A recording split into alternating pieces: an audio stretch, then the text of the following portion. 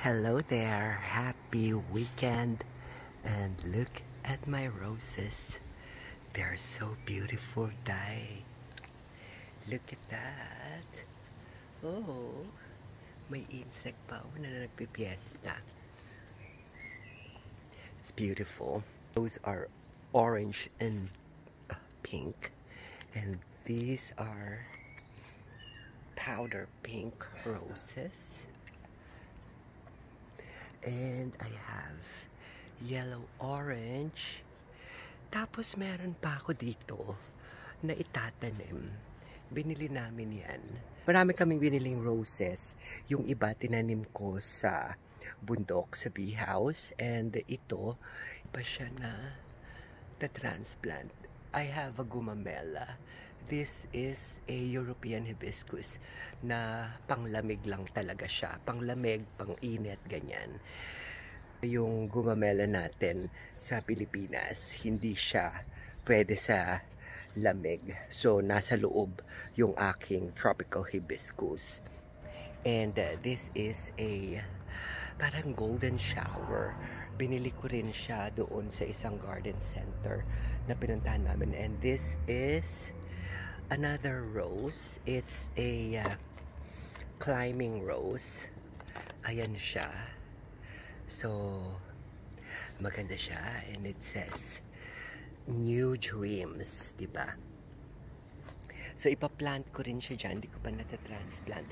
Dati may rose dito na gumagapang sa aking rose arch. Pero namatay because I planted this one. And this one is really beautiful kasi kapag winter season, namumulaklak siya ng yellow. So maganda. This is Hamamelis. Sa winter, it's yellow. So, ayan ang aking garden. And yung mga big works dito sa garden, look at the apples.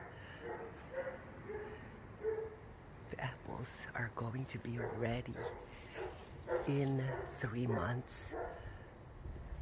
So yung mga big works dito sa garden, madalang na lang nagagawin ko or hindi ko nagagawin kasi meron na kaming hardinero. And yesterday, the gardener was here and inasikaso niya yung mga bagay-bagay sa garden dito, like cutting the trees, you know, trimming the plants, yung mga big plants, like yan ang ginawa niya kahapon. And then, ang trabaho ko now is of course, i-enjoy yung garden at maglinis. I still need to clear all these dry leaves na nandito sa ilalim ng puno kasi yung mga poison ivies na tumubo na lang basta-basta.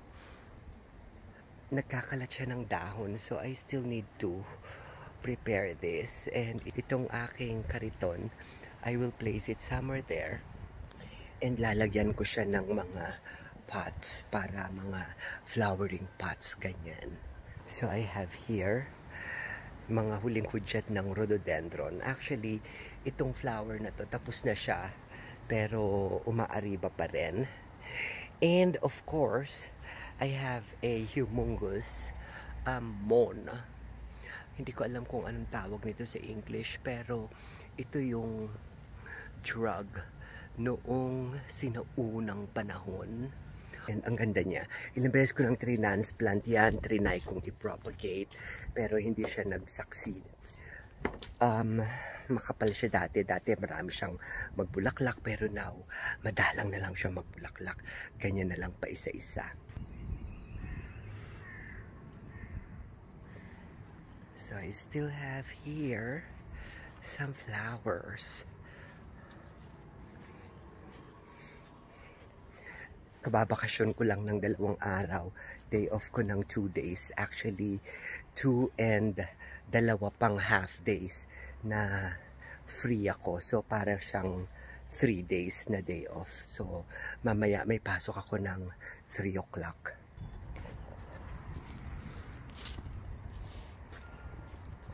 And this one, I planted some plants na maganda.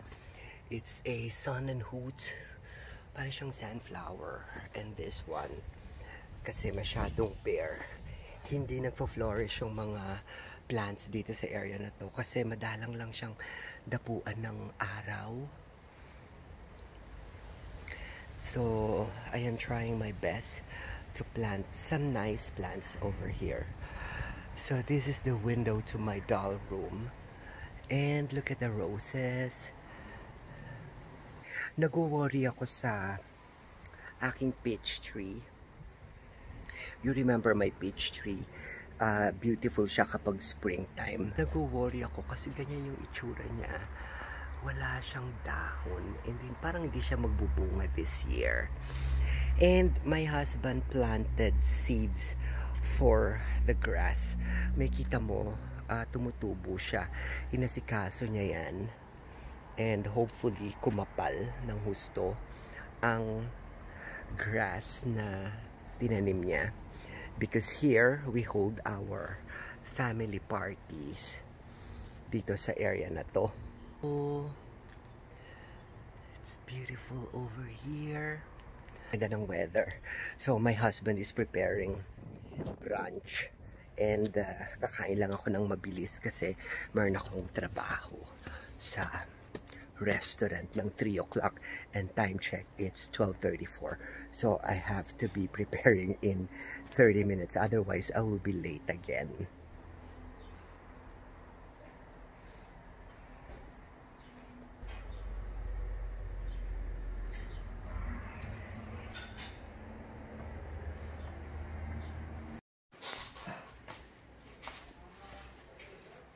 These are the cut flowers.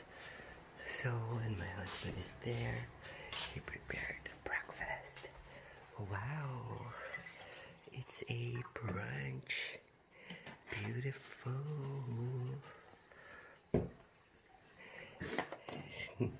Akin lahat yan. And then, naglinis ako ng fish tank.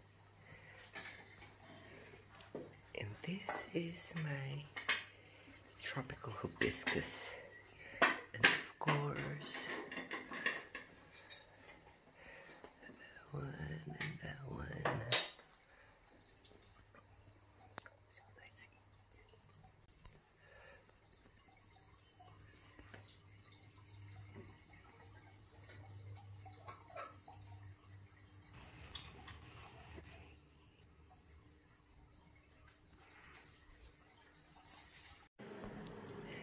So it's now going to be a bath time for me.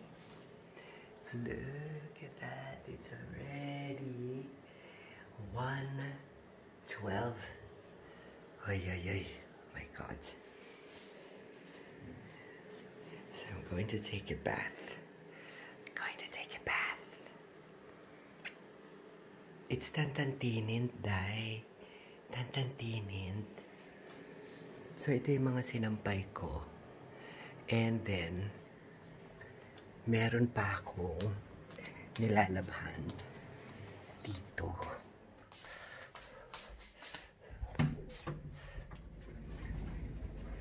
Ayan. Ayan siya, yung nilalaban ko. So, itong mga malilinis na to, mga tutupiin na hindi pa plansyahin, these are my pangbahay. And mga dapat plansyahin. And mga bed sheets and towels na pa-plansyahin. So, maraming trabaho dito sa Balur. Ayan na yung mga na tupi at na plansya ko nakalagay dyan. So, daming trabaho tayo. And naglaba ako ng aking rubber shoes. This is the doll room. Ang gulo-gulo ng bahay, dahil dito sa baba ang gulo. Ang daming mga achuchuchu. Look at my beautiful shoes, says. These are beautiful shoes, says. So, maliligo na ako. Okay. So, I'm on my way. Sunny siya, pero malamig. Malamig siya. Hindi kakayanin ng walang something. So, I don't know if may bus ako today.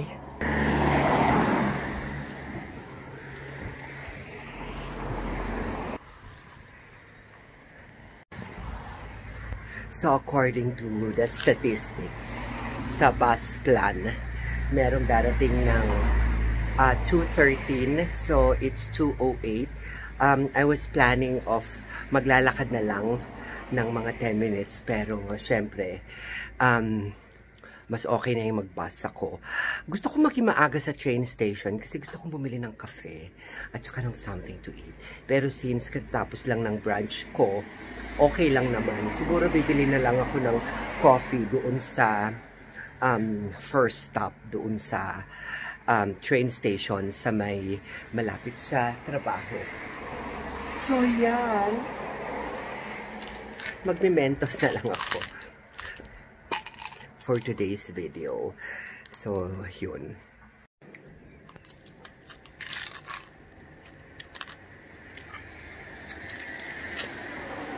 According sa asawa ko, Pride March today. So, maraming magaganap doon sa City of Zurich. So, malamang makakita tayo ng mga something unusual. So, I'll try to take a video. Pero, walang magiging tao sa restaurant, and ayoko yung walang tao sa restaurant kasi sobrang nakakaantok, sobrang boring, and antok na antok ako. Yung 3 o'clock na first 2 hours or first hour ko doon sa work is okay kasi busy ka, naglilinis ka, nagpe-prepare ka, pero yung waiting time ng mga 5 o'clock, 6 o'clock, 7 o'clock, sobrang nakakaantok. Antok na antok ako, and alam nilang lahat yun na ayoko ng ganong oras kasi wala kang ginagawa.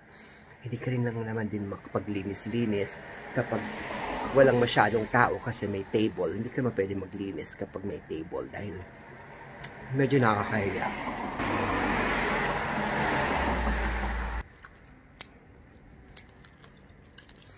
Ang ganda ng 2 days off ko kasi yun nga, nagpunta kami sa Stein am Rhein pala siya, malapit dun sa Rhine Fall, and favorite old town ko yun. Gusto ko yung old town kasi parang ang tahimik at saka napaka-nostalgic ang luluma ng mga bahay. Sabi ko nga, kapag hindi na namin kayang mag-maintain ng bahay, sa old town na lang kami tumira. Kasi may mga apartments sa mga old town, and maganda kasi masaya. Pag matanda ka na, syempre gusto mo medyo masaya-saya ng konti, diba?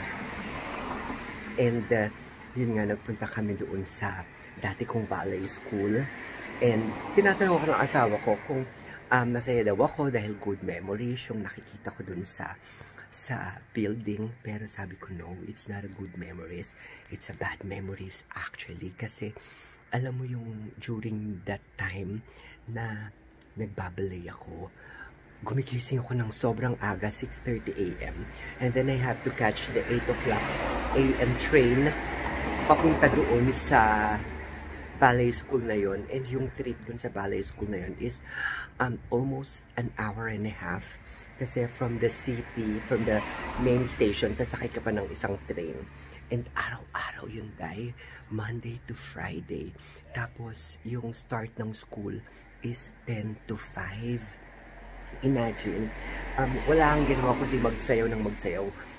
In the morning is okay kasi 10 to 12 nagba-bar exercise kami, so it's classical ballet, and then we have lunch, and palagi ako may kasama sa lunch, si Jonas, and parati ko din siyang kasama sa train.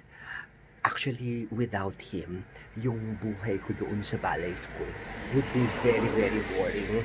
Kaya shout out, if Jonas is watching this video, thank you very much kasi you were part of my first year here in Switzerland, and without you, I won't be able to surpass all this loneliness and sadness and feeling the feeling of parang basta out of place ako doon kasi mga bata yung mga kasama ko eh, and walang ginawa yung school principal din kung hindi i-discriminate ako ng i-discriminate. Anyway, malapit na yung bus ko.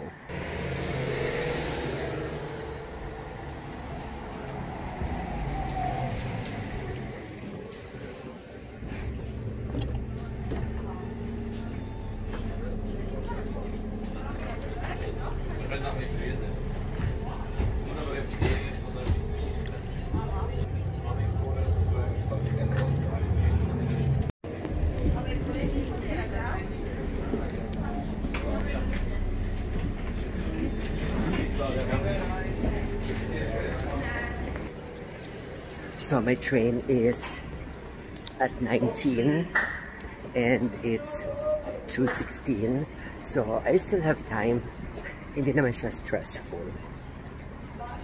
Excited na rin ako na pumasok ulit sa restaurant kasi I am having a really good time with my co-workers. Mababait sila compared sa mga napasukan kong iba. Well, doon sa restaurant na yon, even before, nung mga 12 years ago nga, na nagtrabaho ako doon for a long time. Maayos naman yung mga kasama ko. Although, sabi ko nga, hindi maganda yung pay and all, but you cannot have everything.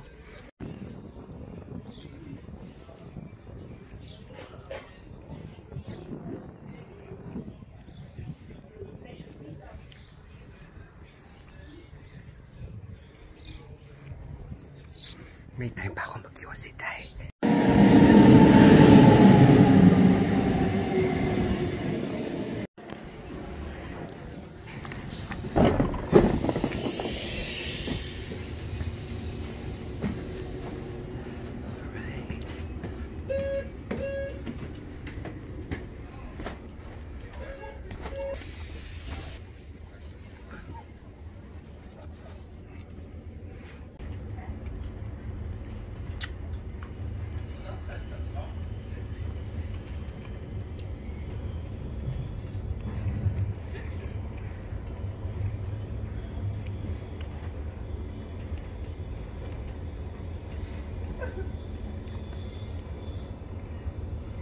So going back dun sa pinag-uusapan natin about the ballet school, yung mga naranasan ko dun sa school directress, sobrang discrimination, not because of me but because of where I came from and yung age ko. Masyado niya akong nilait-lait. And mabuti na lang yung isang teacher. Maayos siya sa akin. Mabait siya sa akin. Kaya siya yung kakampi ko. Then, si Jacqueline. I forgot her last name.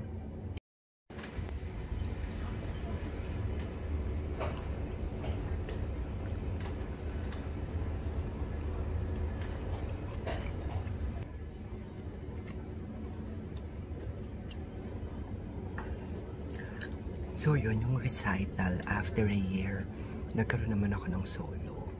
And kahit pa paano na-prove ko yung sarili ko. Because, you know, being a classical dancer, background ko yun, you know, when I was in the Philippines. Nag-classical ballet ako. Sa Ballet Philippines, sa CCP, Cultural Center of the Philippines.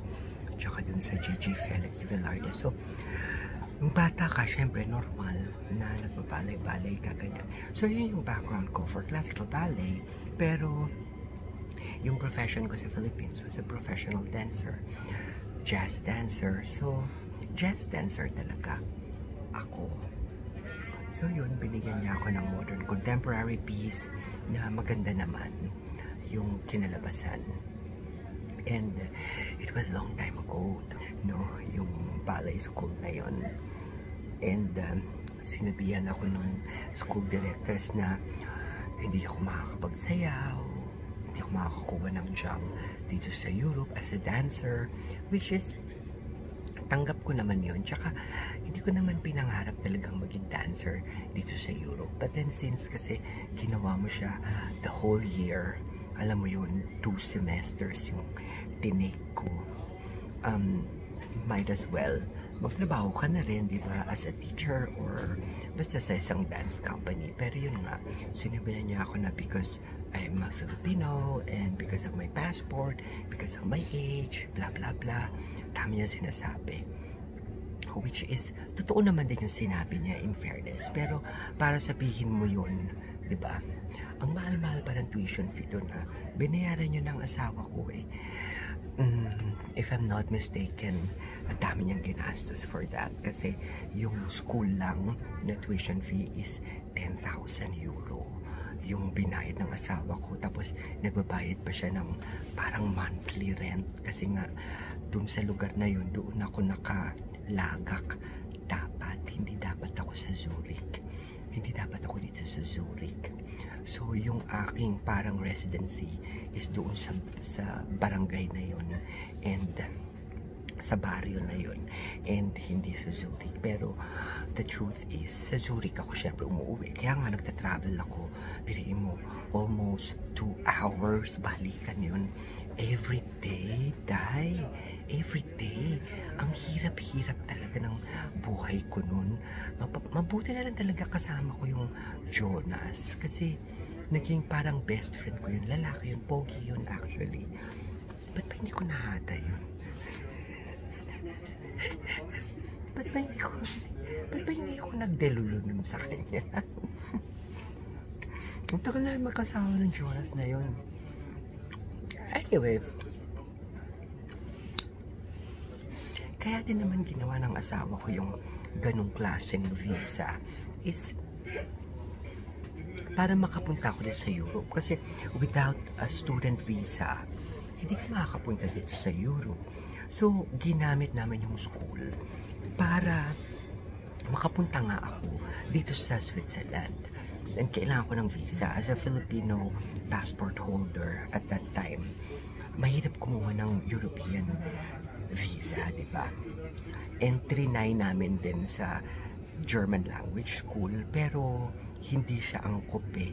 Although nag-aral ako ng German language after ng ballet school ko. So, nung nag-ballet school ako, 1 year yun. Tapos, nag-aral din ako ng parang 6 months ata or 1 year doon sa German language school na dapat 2 years siya. Kaya lang, sawang-sawa na ako mag-aral. Dahil, imaginein mo, parang sayang yung oras, di ba? Pero, in the end, nagsisi din ako kasi dapat pala nag-aral ako dahil para mas marami yung nagawa ko dito sa Switzerland. Alam mo naman noon, di ba? Tsaka yung pride na nag-aral ka na sa Pilipinas, ba't ka pa mag-aaral dito? Yung something like that. So, minimal lang yung pinag-aralan ko. Hindi ko nga tinapos yung German language course kasi bored na ako sa school. Parang para sa akin, ayoko na talaga mag-aral. Ayoko naman talaga mag-aral. Maski nung nag-aaral ako sa school sa Pilipinas, ayoko talaga ng school. Pero ganun pala talaga dito sa Switzerland. Kailangan mag-aral ka na mag-aral. Well, kung may pinagsisisihan ako sa buhay ko, siguro yun yung pinagsisihan ko. Yung gusto kong pag-aralin ng asawa ko, hindi ako nag-aral. Kaya, yung mga ina-advise ko sa mga bago dito sa Switzerland, sinasabi ko, mag-aral sila na mag-aral. Kasi iba yung patakaran dito. Kaya ganun. Anyway, yun nga. Nung nakakuha na ako ng visa, akala ko etching lang na a-attend ka ng school. I didn't know na kailangan pala talaga umattend ka everyday, dahil. Everyday talaga, dahil. Nagigising ako ng maaga. Alam mo yun, umiiyak ako minsan. Mabuti na lang, binibigyan ako ng malaking allowance ng asawa ko para hindi ako mabore, ganyan. Pero never naman ako nag-cutting classes, hindi ako tinamad, alam mo yan. I'm so happy na yung first year ko na yun dito sa Switzerland, nalampasan ko siya. And nung pagdating ko actually dito sa Switzerland, pagdating ko after 3 days, sumabak na ako sa school kasi dumating ako dito November. Eh, yung school is parang August siya nag-start. So, late na ako talaga sa school. Kaya parang humabol lang ako. Ang hirap, ang ingay day ng mga lalaki. Ingay ng mga lalaki day. So, yun nga. Balay-balay ako, ganyan. Tapos every weekend, family gathering. Hindi pa kami kasal ng asawa ko noon kasi 2 years after that, saka pa lang ako kinasal. And then, family reunion, ganyan. Tapos, palagi kami lumalabas. Tapos, pag vacation, palagi kami nagtutour around Europe. Kasi, syempre, hindi pa ako nakapunta sa mga ibang bansa, di ba? Ang dream ko nga lang na mapuntahan noong time na yun is Berlin, Germany. Kasi, I know, malapit lang yun dito. Wala nga akong kaplano-plano or ka-ambisyon na pumunta ng Paris or ng London or kung saan-saan. Pero pag nandito ka pala sa Europe, mapupunta mo siya lahat. After ng ballet school, nag-German language school ako. Marami rin ako mga na-meet na mga Latinas, Colombian, Mexican, Argentinian, mga ganyan. Mga kaibigan ko sa German language school. Cuban, ganyan. Mga Latina sila. Puro may mga asawa. So, natuto ako mag-German and then doon nagkakating classes ako kasi talagang boring. Alam mo yun? Tsaka nakakapagod. Kapagod mag-school dahil pag natatandaan ko, pag naalala ko, napapagod ako. Nakakapagod yung buhay ko. Maski naman sa Pilipinas, nakakapagod yung buhay ko. Pero, syempre, mas nakakapagod dito kasi wala kang kausap, tapos wala kang kasama. Hindi ka dito sa Pilipinas, marami kang mga kasama, marami kang mga kachika, diba? Tapos yun nga. Anyway, after ng German language course ko, yun, kinasal na kami ng asawa ko na habang kinakasal kami, iyak ako ng iyak. Kasi, number one, syempre, hindi ko naman akalain na mangyayari sa buhay ko yun, di ba? Hindi ko akalain na mangyayari sa buhay ko yun. Parang hindi ako makapaniwala. Kasi parang, nung time na yun, hindi mo talaga iniisip na pwede pala talagang mangyari yun na ikasal ako. So, kinasal ako. Tapos, then he started to build my life. Tinanong niya kung ano yung magpapaligaya sa akin, kung anong mga kulang sa buhay ko, yung mga ganun. So, pre-provide niya yung lahat for me. Kaya, I'm so happy na siya yung asawa ko. Although, syempre, lahat naman ng mga nakasama ko sa buhay mababait. Kasi hindi ka naman sasama sa salbahe, di ba? Sabi ko nga, parang, para siyang duplicate ng papa ko because I love my father so much. And yung una ko naging boyfriend is a Japanese boyfriend. Pangalawang boyfriend ko lang itong Swiss husband ko. Pangalawang boyfriend ko siya. Yung first boyfriend ko is a Japanese na iniisip ko pa rin naman siya hanggang ngayon. Hindi naman masama yung pinagsamahan namin. But ikukwento ko na yun next time, no? Sa story time natin ganito. So now, pababa na ako tayo.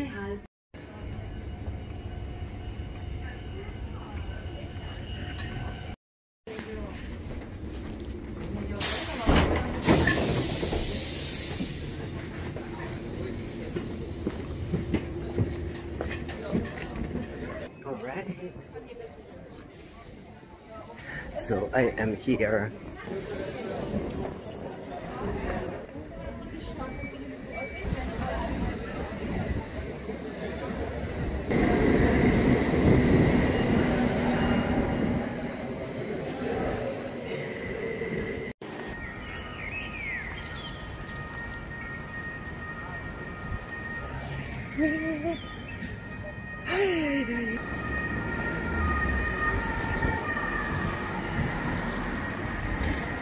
Malayo nung lalakad ko from the train station.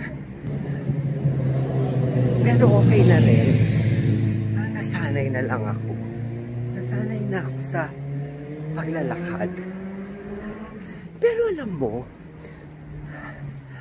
kapag hindi ako naglalakad, yung pagkagigising ko lang, tsaka yung nakatanga lang ako sa house, ang sakit ng legs ko, ng mga tuhod ko. Kasi nga diba, baldado na ako.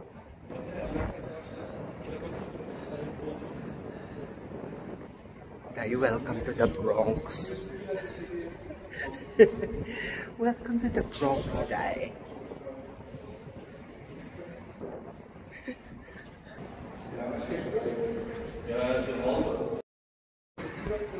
Parang gusto ko maglaro ng gahasa-gahasaan, Day. Parang napanood ko na ito sa pelikula.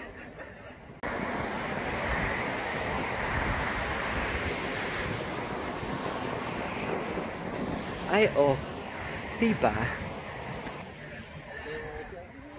Sabi sa inyo eh, meron tayong mga kakaibang makikita because it's gay pride.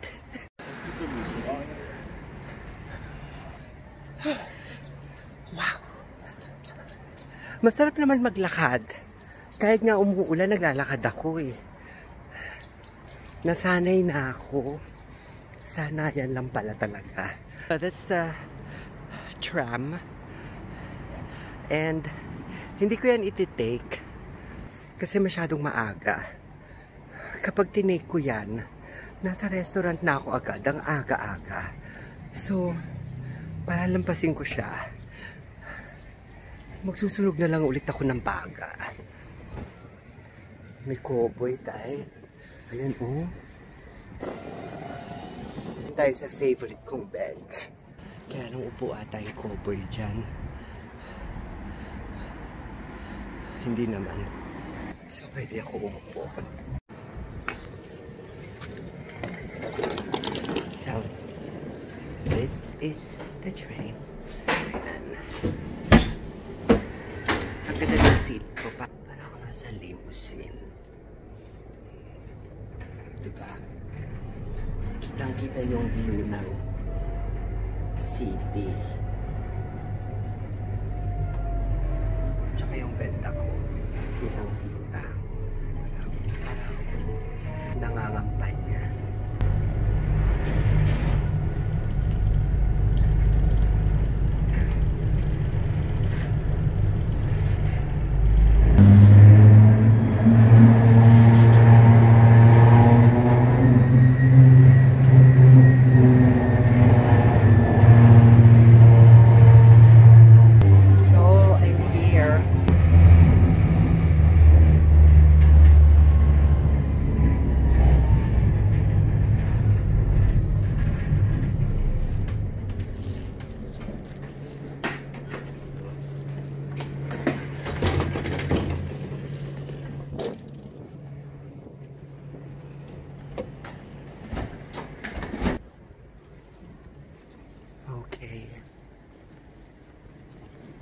Tahimik.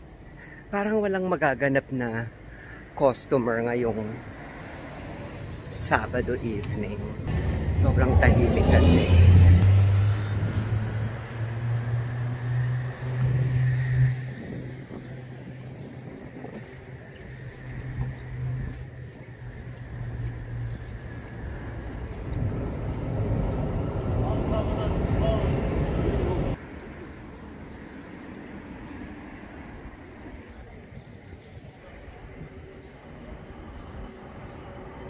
Ito yung kapitbahay namin. So, dito na ako sa restaurant, Day. I am here. So, work. Alright. I am here. I got a key. So, thank you very much sa pakikinig sa aking mga story time. And I hope to see you again. Next vlog.